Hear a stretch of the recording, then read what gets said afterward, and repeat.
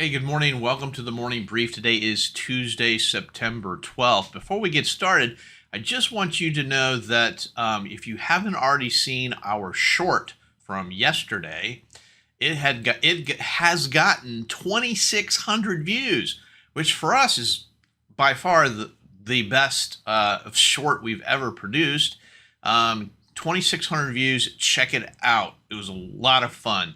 Hopefully we'll have a lot more of that type of content coming out in the future.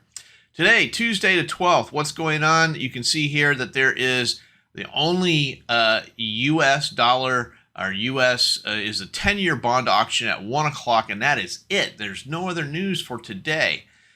So it is kind of very quiet on the news front. All right, so moving on. Looking at the daily chart here. So a couple of things. Yesterday felt different.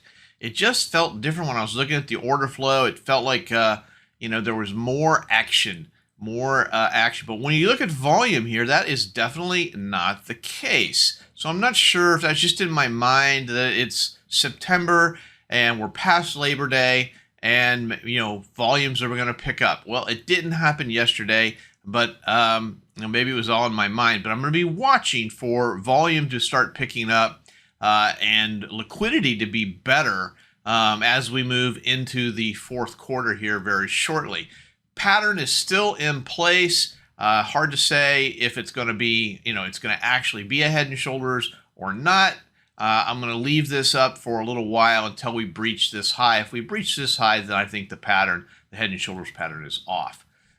So that's what it is.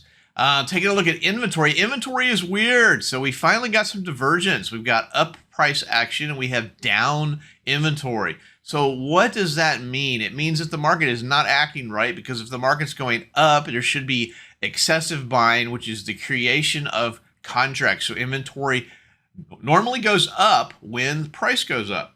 And unfortunately, I did not do that yesterday. We actually had a negative inventory of about 1,800, 2,000 contracts, but price was up. So what does this tell me? It tells me that this move up is not confirmed by volume.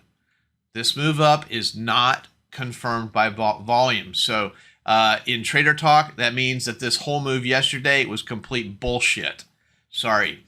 Not sorry.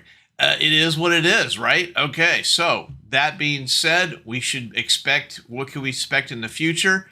That's a really good question, but it certainly puts a question mark on the move up, and it makes me think that probably going to pull back some today, because it was not this high. This move up was not confirmed by volume or by inventory. All right, so what else we got? We've got the intraday. So intraday, what do we got? Overnight action. We've got 37 down to 24. So that's only a 13-point, very narrow range than what we're used to. We're used to 20 or 25 points. We only had 13 points, a little bit narrow range. Where is support and resistance? Resistance on the top side, there's a good bit of resistance around this 45.36, 35.43, and we got some good confluence up higher at 45.71. Support on the bottom side, 45.10, big number. Below 4,500. 4,500 is going to be some resistance, but there's obviously more below at 44.90. I'm going to call that 44.97, and more at 44.81. So those are your support resistance levels for the intraday. Stock Trader's Almanac for today is 71.4. 71.4. So a fairly significant, that's a 21.4% bias to the upside. So very positive bias from the Stock Trader's Almanac, which is a historical average. Let's see. That's all I've got for today. Hope you have a great day. Happy trading. And remember to comment, like, and subscribe. Have a good day. Hey, thanks for watching the Morning Brief. Check out my website for more information, oneononetrading.com. Take a look at the Troy levels, a trade location finder for the futures markets. Help you find those levels of support and resistance that are just so hard to find. I also do personal coaching and mentorships. So go ahead and take a look at my website, oneononetrading.com. Thanks.